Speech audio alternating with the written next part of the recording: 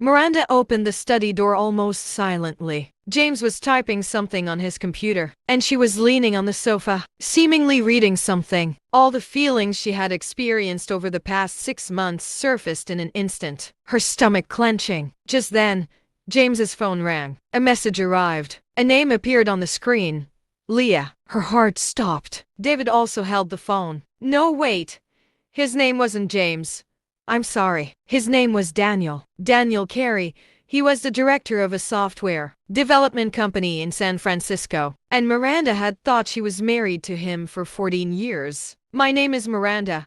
I'm a 17-year-old girl and the mother of a boy. Before I met Daniel, I dreamed of being a dance instructor and choreographer. I was studying performing arts at university, dreaming of touring the world, staging my own works on stages. Then I met Daniel, so attractive, so ambitious, so sure of a future. I was 24 when we got married. The first few years of our marriage were beautiful, really beautiful. But as time went on, dancing became less important. First Ethan was born, then 5 years later Sophie. Daniel's career took off very quickly. Long hours, frequent travel, new projects. Just 5 more years, he would always say. Then we can make more time for ourselves. 5 years came and went. Then 10 years. And like millions of other wives, I pretended it hadn't mattered. I accepted the routine. I raised the children, kept the house clean, flexibly scheduled dinners because I never knew when Daniel would be home. I was doing consulting about art and dance for children, mostly online, piecemeal, hourly rate. I had work to do, yes, but it always felt a step back as real work. Then last year, when Sophie was 8, a young girl who worked at Daniel's office messaged me. We never spoke, but she found me. The message was simply, "Hi Miranda, we need to bring this up without telling anyone. Daniel might need to know what we talked about." My heart started racing. I grabbed my phone and immediately started researching who is this girl. How did she find Daniel? What does this mean? The young woman's name is Leah. It was Peterson, a 30-year-old marketing manager. Was he on leave? Or did he need to give a warning? I asked him. What should I say? His answer was a video link timed to the moment. It would be a video to see frame by frame what was said. But before she could open the video, Miranda knew something had happened. When had Daniel ever told the truth about the time he spent with his son? Where would Miranda be in her own life when that video was played? Walls were closing in on her. She opened the video. Daniel's voice came through a strange connection, a strange distance, speaking with a very self-assured tone. Yes, I'm leaving Miranda at home, but I'm already involved in things she's not aware of elsewhere. Her spending, her decisions, it's all under control. It won't get in the way of my progress. If we have to separate, I'm ready to. Miranda paused the video, trying to catch her breath. So here begins our story. I want to start from the beginning, because I believe every angle, every detail matters. But first, I want to take you back a few years to the time before that night, when everything still seemed all right. Daniel and I are from the mountain. We had a beautiful house in view. It had 3 bedrooms, a garden, and even a swimming pool. From the outside, it looked like a typical American house. Dream house. Ethan and Sophie were doing well in school. I had my dance studio online, but it was my own business. Daniel had a good job, a very good salary. On social media, we presented ourselves as a happy family. Photos, vacations, more photos after the vacation. But at home, there was silence. That kind of silence. You know, not the absence of conversation, but the lack of it. Daniel and I would talk, but always about pragmatic things. The kids, the bills, who needed to go to the dentist. He would ask me what I was doing, and I would tell him. But he never showed any real interest. His eyes would wander. His phone was like water flowing through his hand. About 5 years ago, I created a new dance course entirely online, but with high-quality instruction. I wanted to show it to him. We were sitting in Daniel's office, and I opened my laptop. I opened the first module. I was dancing in front of the camera, explaining each move step by step, teaching the kids how to do it. The music was great. The content itself was good. But when Daniel looked at it, he just said, "Nice, Miranda. But are you making any real money from this?" I replied, "It's growing slowly." Then he said, "Great." But his tone was completely the opposite of what he meant. That night, When I received Leah's message, I felt like I was lying on the roof on the hottest evening of summer, as if gravity was pulling me down. I picked up the video again, watched it again. There was that confident, even slightly arrogant tone in Daniel's voice. Miranda wants to retire. She wants to dance. Okay. But she's not making money. I am making money. Those who make money make the decisions. Miranda is happy. And I'm happy too. I'm giving her what she wants anyway. But I have other goals in my life. Real goals. Leah understands my vision. She understands me. I felt the blow in every word. My dance studio, my training, my retirement, it was all just a toy to him. An amusement. A simple expense to be used. And I was just a cost. A person who doesn't invest in himself, only spends. Leah, I rode back to Peterson. I asked him, "Why are you telling me?" His answer was actually very good. Leah said that she and Daniel had fallen out. She had started a new relationship, called her old friends, and discovered that one of them, with whom she had talked about Daniel, had met Miranda. She wanted to help. She just wrote, "There must be someone who needs to know," and left. That night, I started checking Daniel's phone too. It's not legitimate, I know, but my heart told me to find it. And I found it. Messages with Leah, pictures, plans, bank accounts, secret accounts, and another voice recording. This wasn't what Daniel had said to Leah.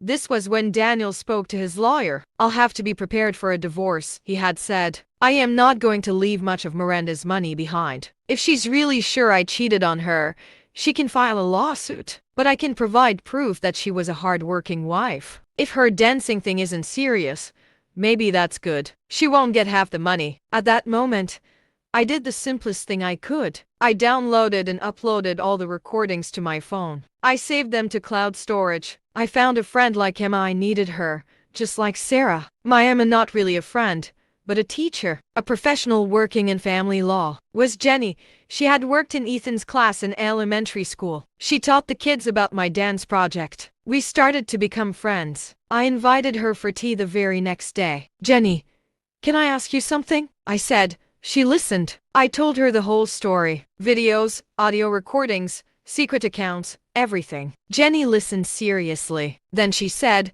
"Miranda, shut this down immediately. Daniel opening these secret accounts could be considered a crime. Legally, to prevent access to this wedding money, you need a lawyer. I have the number of someone I know. Call them." The next day, I made an appointment with the lawyer. He explained to me how everything would work legally, how to gather all the evidence, and how to confront Daniel. "The evidence is very strong," he said. "You've documented not only his marriage but also his financial manipulation. You'll be in a very good position during the trial." But I was also in a panic. Ethan was 14, Sophie 9. What was I going to tell them? When I got home, I found Daniel in his study. When he looked up, and I met his eyes for the first time, something was different. It was as if he saw me, but at the same time, he looked at a stranger. "Daniel, we need to talk," I said. My heart was pounding throughout my body. "I know you so well. I thought I knew you so well." "But Leah, I saw Peterson's videos. I spoke to the lawyer. I also saw the private accounts." His face turned colorless. "Miranda,"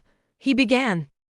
"No," I said. "Listen, you may have seen me as just a hobby. You may have seen my dancing, my dreams, as simple things. But I was never simple. I just lowered my voice to reach you, to serve you. And it ends today." The lawyers sped things up. The following week, the divorce petition was filed. Telling the children wasn't easy. Ethan was furious.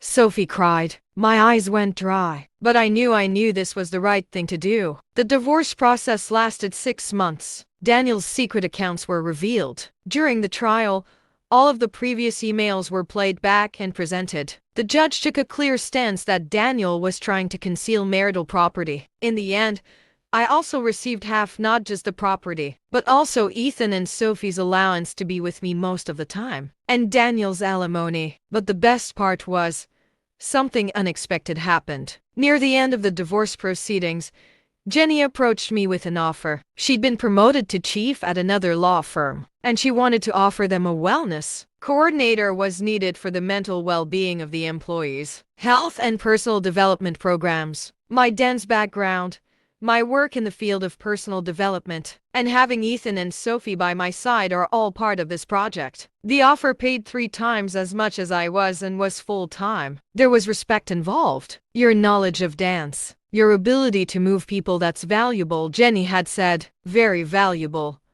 I accepted the job. Now I'm 47, 14 years later. Ethan and Sophie have grown up, finished school, gone to college. Daniel married someone else. I haven't kept him away from his children, yes. They're still their father, but in a different way. I'm fine, really fine. But the most important thing is, I'm not shrinking anymore. I continue to dance.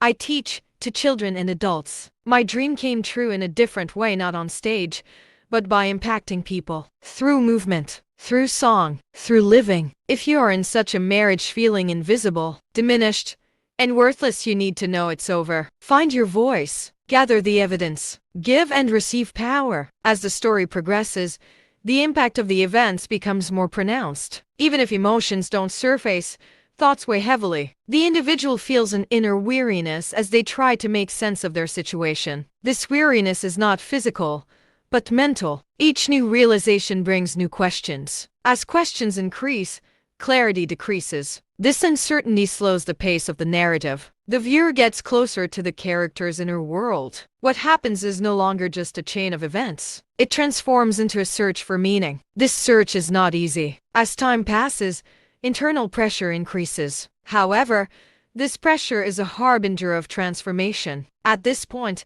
the narrative gains depth, and the story takes on a stronger foundation. It was the 3rd week of the divorce proceedings. Even at work, there was a meeting at the beginning of the week, an offer from Daniel's lawyer. He asked if I could mediate. He told me Daniel wanted to calm things down, as if this wasn't my choice, as if I wasn't the one causing the problem. But what was I supposed to do? As a woman, as a mother, as someone who could no longer look her husband in the face with wide open eyes, what was I supposed to do? My lawyer was a woman named Karen, very experienced and tough. Miranda, don't look him in the face and smile, she said. That could make things worse. Legally speaking, you're in a strong position. But if you appear weak for even a minute, the case could change. Do you understand?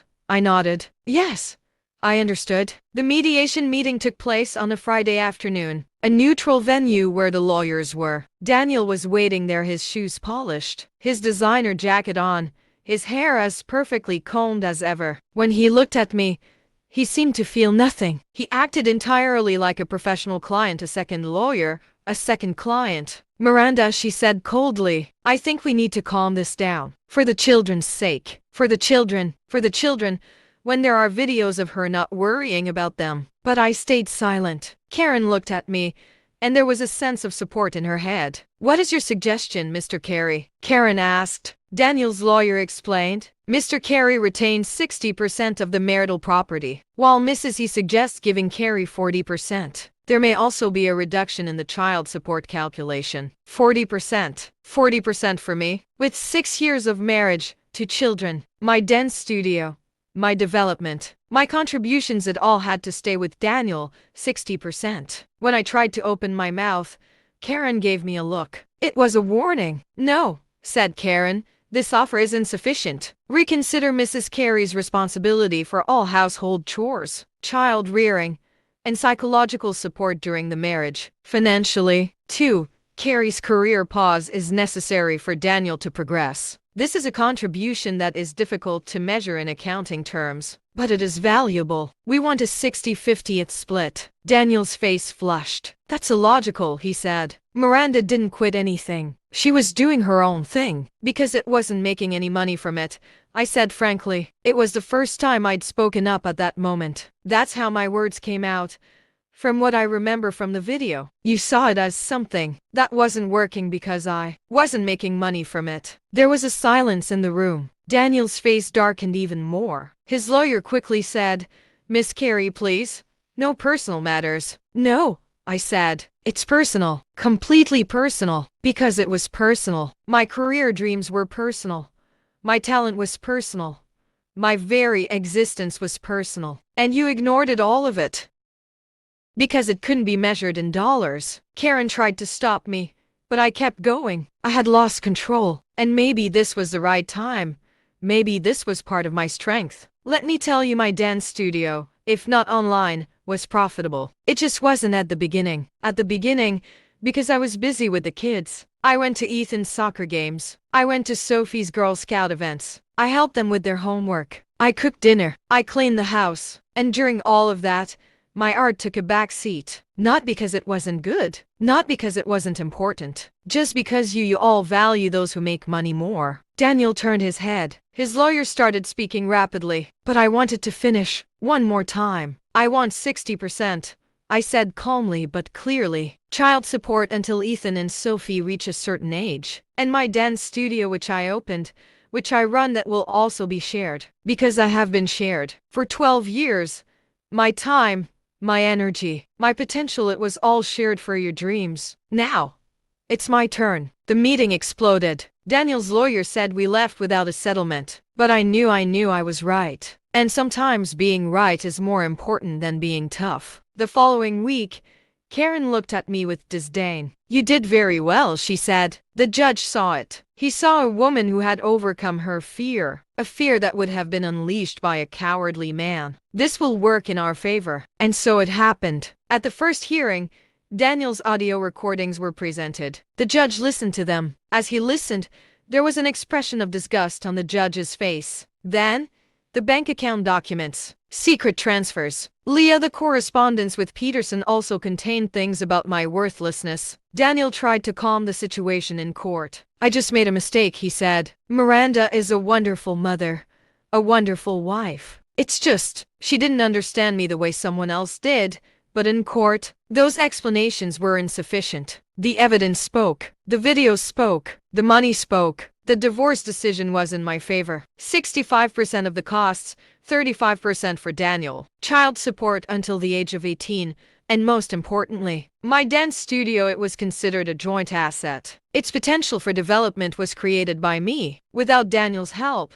So I kept it. After the verdict came, I sat at home and cried. But these weren't tears of sadness. These were tears of liberation. These were the tears of a woman who had found her own strength. Those who saw me, heard my voice, showed me respect. But the story doesn't end there. 3 months passed after the divorce was finalized. I was working at Jenny's law firm, and things were going well. But one day, news reached me about my dance studio and online platform. An organization wanted to include me as the director and founder of the program in a wider national network. This meant profitability. This meant growth. Daniel had no power to stop it. Then, something unexpected happened. Leah Peterson sent me a message, an email. The subject: I apologize. Your email. Miranda, it read. Back when I didn't know you, I listened to and believed what Daniel said. But during the trial, I had the opportunity to listen to the videos and audio recordings. In them, Daniel is talking about you. And I apologize. You were simply belittled. It's my fault too, because I listened to him, believed him, and supported him. I'm writing this in case it adds value to your life. You are a strong woman. I didn't need you to be a lawyer to see that. But as someone who chose a man when her world was falling apart, I accept my mistake. For a moment I felt emotional. Leah was someone else.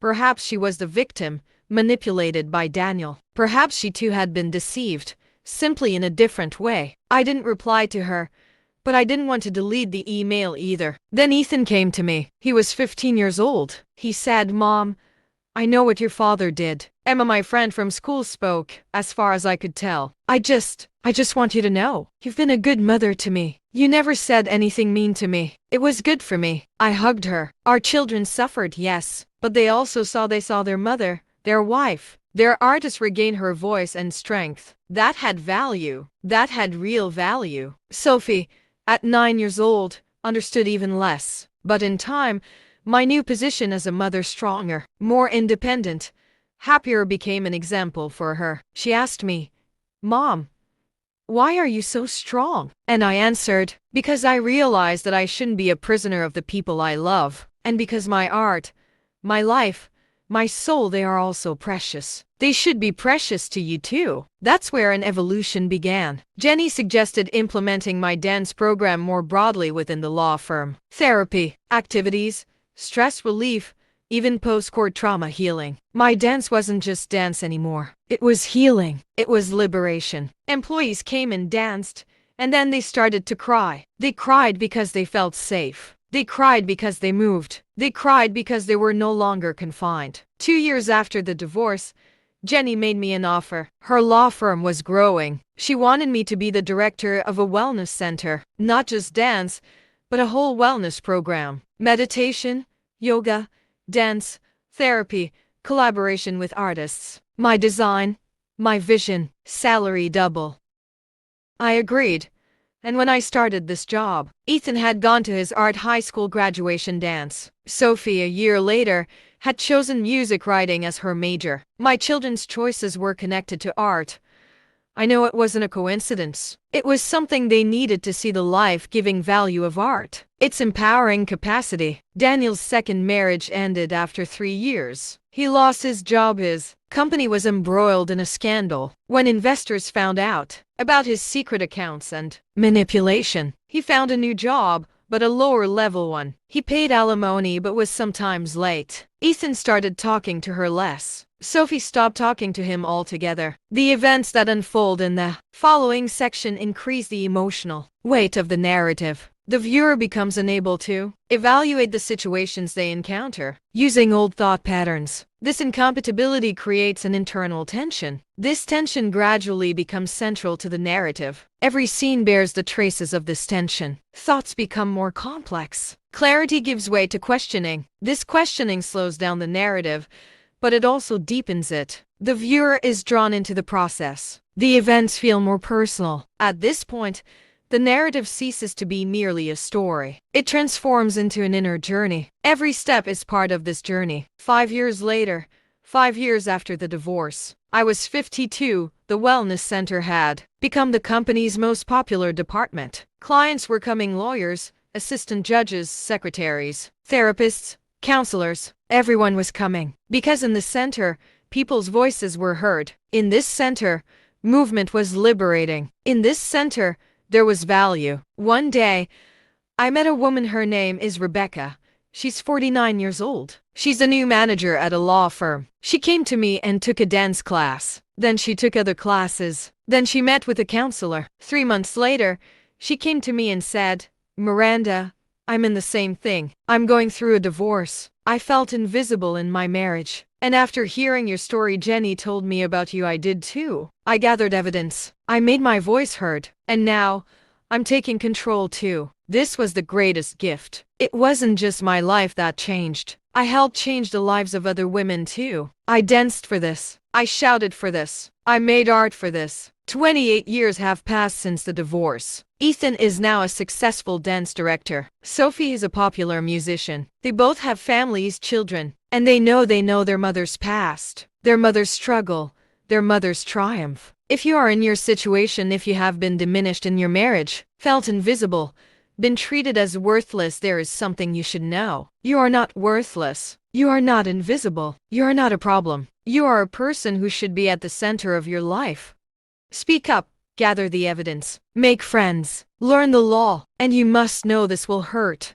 It will hurt a lot. But beyond the pain, there is a life where your voice is heard, a life where your voice is counted, a life where your voice is power. Dance gave me my life back. You can too, by moving, by talking, by living. As time passes, the impact of experiences becomes more lasting. One cannot simply observe events from the outside. Internal reactions become increasingly pronounced. These reactions are reflected in behavior. The narrative carefully processes these reflections. Not every emotion is explicitly expressed, but it is felt. This feeling enhances the narrative's power. The mind is constantly preoccupied with the past, while the future appears uncertain. This dilemma forms the central conflict of the narrative. The individual strives for balance. This effort is tiring, but also instructive, and the development section is shaped by this effort. I am 63 years old now, and I can remember every second of the past 30 years. Some memories are crystal clear,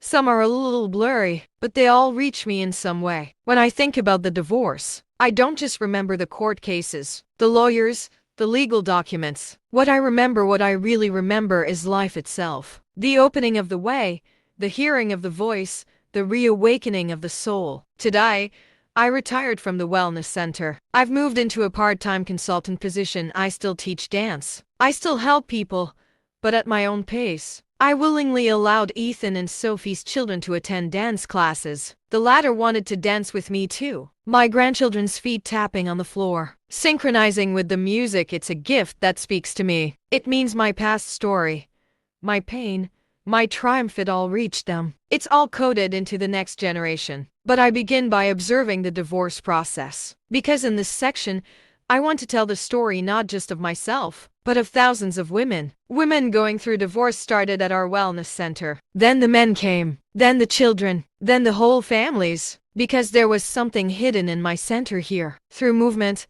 the silence was being broken. Here, invisibility was being revealed. Here, worthlessness was being proven to be an illusion. The first woman, it wasn't Rebecca, it was earlier. Her name was Victoria, and she sold handmade jewelry. She had a small Etsy shop, not very successful, but profitable and sustained. But her husband didn't take it seriously. It's just toys, he'd said. I'm the one making real money.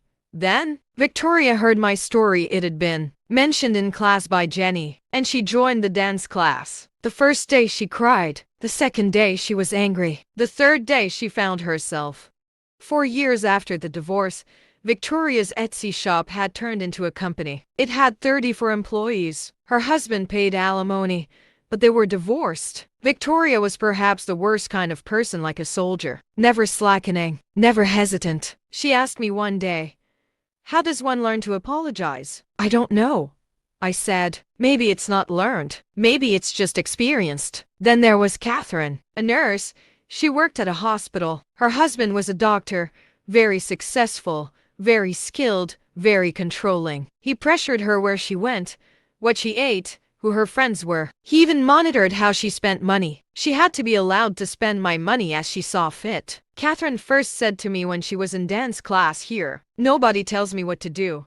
The divorce ended, and the nurse transformed into a true professional, a self-confident person. She started working at another hospital, became assistant chief physician, then chief physician. Daria, an architect, successful with her own business. But in her marriage, her boyfriend was emotionally controlling, questioning every decision, draining her energy. Initially, Daria just went to dance class. Then therapy started. Then coaching. Then, one day, she said to me, "Miranda, am I not a human being?" "Yes," I said. "Then why am I married to someone who doesn't treat me like a human being?" A good question. Daria's marriage ended, and her name was at the forefront of architectural project titles. Her name was at the beginning of 5-story construction projects. She had money. She had choices. Hundreds of Darias, Victorias, Catherines. All different.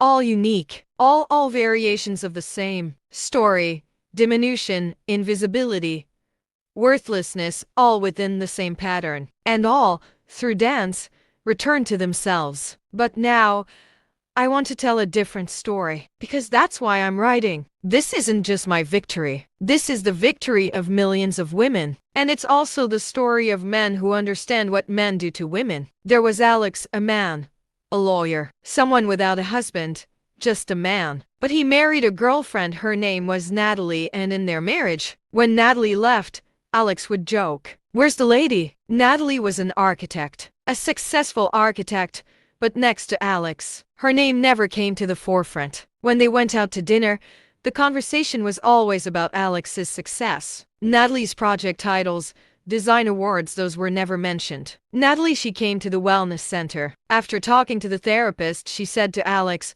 "Should I leave?" And Alex didn't understand what that meant. Did Natalie mean to leave the house? To separate? Natalie's art and success would no longer shine brightly in Alex's shadow.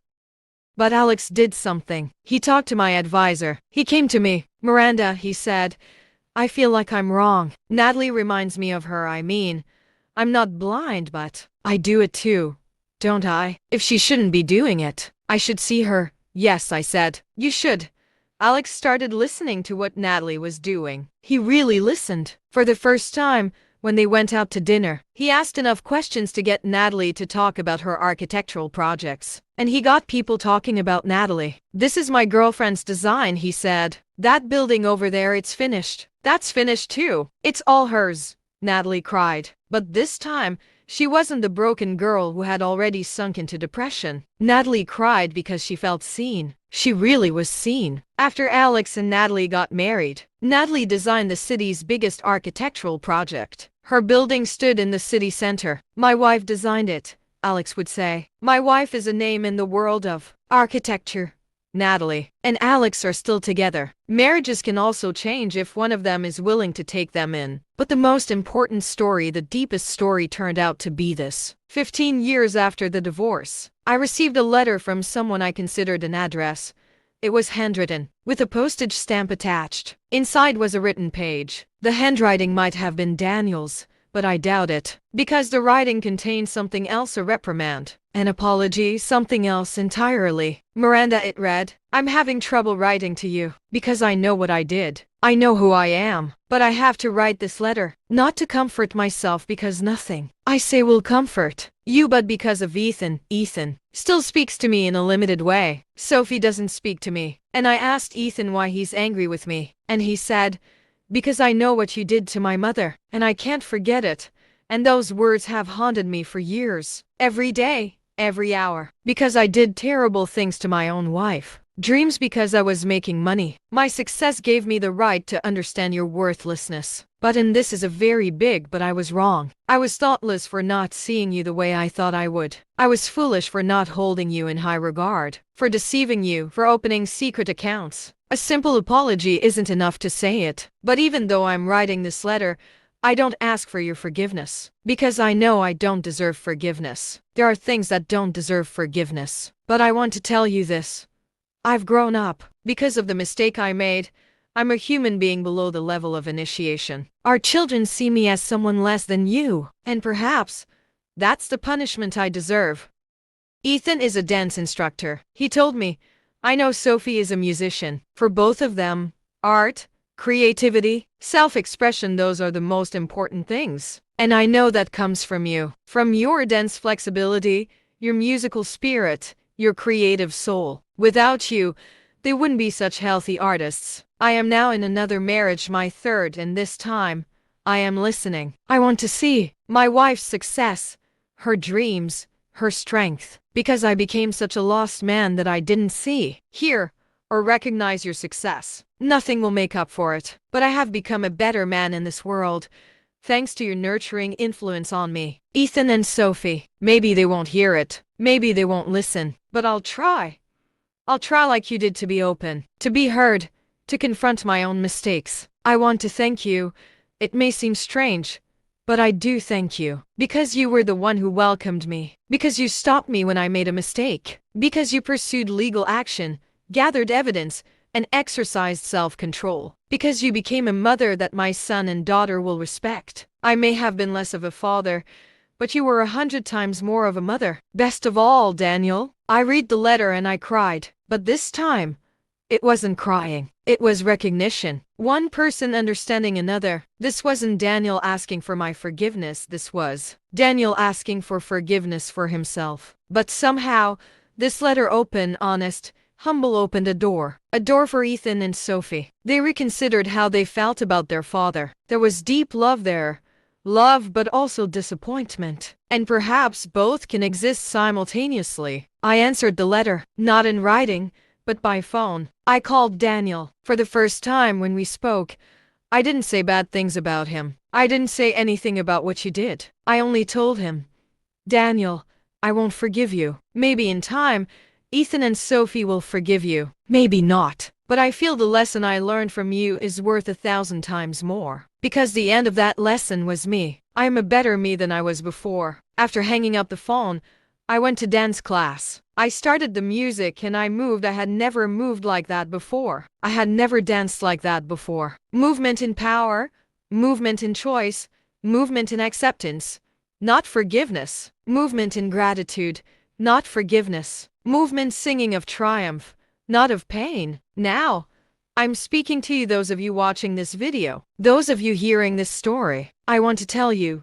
divorce doesn't mean the end. Divorce means a beginning. The end of a marriage is painful, of course, but life after the end of a marriage, that life is yours. Completely, utterly yours. If you two have been diminished in your marriage, and I know millions are, please know, it is not your fault. It is not your failure. It is the fault of that person being blind. It is the fault of that person not being able to see your light. It is the fault of that person not recognizing your worth. Perhaps this message was sent to you by someone to get your spouse to listen. Perhaps that person, like Alex, is eager to learn. If so, tell them, look at me, listen to me, listen to my dream, my art, my career, the voice of my soul. I am not just a spouse. I am a human being, and a human being has the right to sing. Perhaps this conversation is being overheard by someone fleeing marriage. Perhaps you, like Victoria, like Catherine, like Daria, perhaps you too are secretly gathering evidence. I know it's terrifying, but you must know the other side. The other side is freedom. The other side is you, a life that is entirely, completely yours. Perhaps your children will hear this conversation. Perhaps like Ethan, perhaps like Sophie, perhaps you will see your parents in a different light. Perhaps you will get to know your mothers and fathers as human beings. Perhaps you will learn to love them, to understand them with all their flaws and all that. Perhaps someone listening to this conversation is going through their toughest time right now. Perhaps it's you during a court hearing. Perhaps it's at your lawyer's office. Perhaps it's midnight, and you're rereading the letter, how your loved one described you as bad. Please know, if these words don't come from the heart, they mean nothing. You are valuable. You are valuable today. You are valuable tomorrow. You are valuable forever. Many people have asked me, Miranda, are you angry at Daniel? My answer, no, I'm not angry anymore. Because anger is wrong. Because when I lived through it, I lost. I wasted my time. I wasted my money. I wasted my love. I wasted it all on that man. But it's too late now. Anger is a waste of the past. Forgiveness, however, is sealing my future. Someone asked me, Miranda, if Daniel were different, if he changed, would you return to your marriage? The answer, no, because I didn't become necessary for them to be me. I became necessary for Daniel to change. But my growth, my success, my happiness, these are not dependent on Daniel being there or not. This time, I am independent, completely independent. And that is a gift no marriage could ever give me. The wellness center is still open. Dancers come. People who are depressed come. They dance. They listen to music. They move, and when they get up as human beings, not as butlers. Therapists, coaches, counselors, they're all there. And I tell each of them, this isn't just dancing. This is about getting you up. This is about finding your voice. This is about learning to enjoy being yourself. I said I was retired, but actually it's low. Part-time dating, but that's my job too. I sometimes give dance lessons to Ethan and Sophie. My grandchildren dance in my arms. I teach Japanese to young professionals, yes. I learned Japanese too, early in Miranda's research, because I wanted more information about Daniel. It's not just dance, languages, music, art, it's all mine. Daniel, I'm writing this. This will be the last time I speak to you. Yes, Daniel, if you are listening to me, I don't know, because I see no signal. I want to say, you don't deserve forgiveness. But because you understand yourself, I respect you. Because this wasn't done for me. Not for me. It was done for our children. Because you are trying to be a better father, even if it's late. Even if it's incomplete. But you're trying. That's something. That's something. Just a suggestion. If you've been belittled in your marriage, please pay attention to the first warning signs. Is belittling always at the beginning? Yes. Little jokes. Little criticisms. Is this you? You haven't changed at all. Inadequate. These seem innocent at first, but they are seeds. As time passes, they grow. They become control. They become patience. They become denial. If you notice this belittling, please speak up. Speak up. Speak firmly. Don't talk to me like that. You don't see me like that. Don't mistake me for someone else immediately. If you don't speak up, the belittling will become ingrained in the fabric of your life. After that, it will be too late. If you're not at the beginning of your marriage, but in the middle of it if you're familiar with my stories and Victoria's, Catherine's, Daria's stories, please. Make an escape plan. Gather the evidence. Find a lawyer. Prepare to be financially independent. 1 day, 1 hour, 1 minute, 1 second, it's your escape hour. Know it. Prepare for it. Wait for it. And if you are at the end of your marriage, if you might be sitting in court right now with a lawyer before a judge, know that the courtroom is the beginning of the end. It's like a door opening in the middle of your head. Beyond that door is life. Real life. Your life. It can be very frightening. But know that on the other side, there is you, existing in your entirety in complete form. If you are listening to me, and you are a man, if you, like Daniel, were caught up in those times, please pay attention. Look at your wife. Really look. Listen.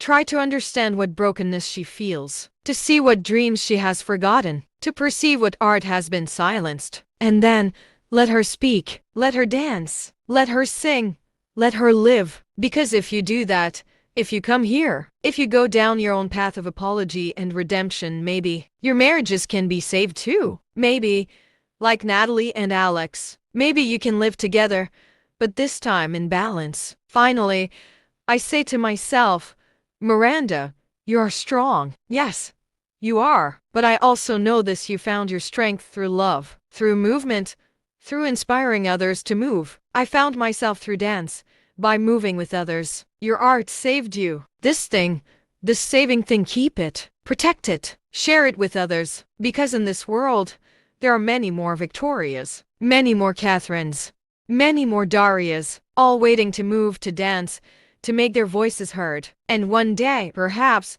the girl dancing in the center will tell her own story. Perhaps she will begin like you, move like you, and speak like you. Then, it will continue. The chain will never be broken. The voice will never be silenced. The movement will never stop. This will be the end of my story. But your stories will follow. Because this isn't just my story. This is everyone's story. This is the story of having your voice heard, of being seen, of being heard. Perhaps now is the perfect time to begin. Perhaps it's time to turn on the music. Perhaps it's time to dance. Perhaps it's time to speak up, to sing loudly, to shout. You can do it. You can do this. I did it.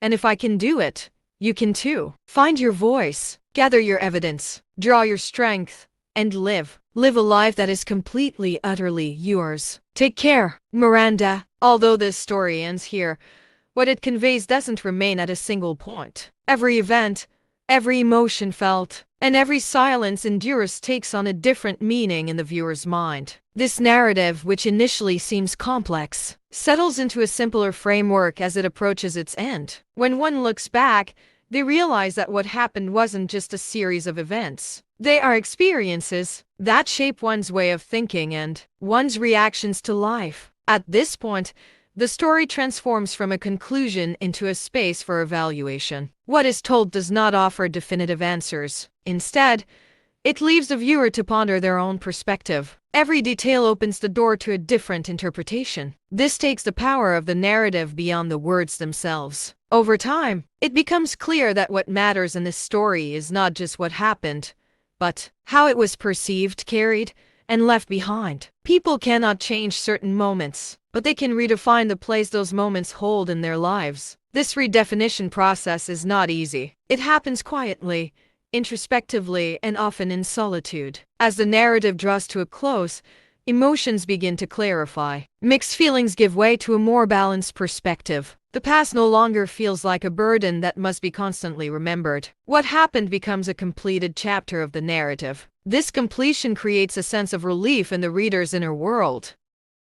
The atmosphere established throughout the story softens here. The tension decreases. Thoughts settle into a calmer order. The reader realizes that their experiences don't necessarily define them. They are merely part of the journey. This realization is one of the narrative's quietest yet most powerful moments. This ending offers the viewer a space to pause, to think, to feel, to make sense of. Every story finds its true value at the point where it connects with the listener's own life. This connection sometimes manifests in an emotion, sometimes in a thought, and sometimes simply in silence. And perhaps that is precisely the purpose of the narrative, to evoke a feeling rather than to teach something, to create space rather than provide definitive conclusions. This space is like a void where the viewer can place their own experiences. Ultimately, what remains is not the words, but the impact they leave behind. This impact is different for each viewer. For some it is a thought, for others an awareness, and for others simply a calm stillness. The story quietly closes, but its effect continues its journey in the viewer's mind. Because some stories never end. They just stop being told.